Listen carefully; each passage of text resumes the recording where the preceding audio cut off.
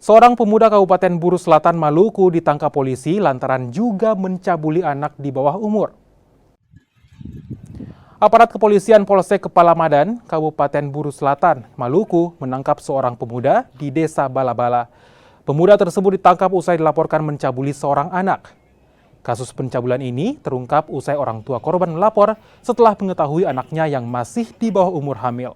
Dari hasil pemeriksaan polisi, pelaku sudah berkali-kali mencabuli korban sejak Oktober 2023 lalu. Telah ditemukan 2 alat bukti sehingga kasus tersebut telah kami tingkatkan dari penyelidikan statusnya menjadi penyidikan.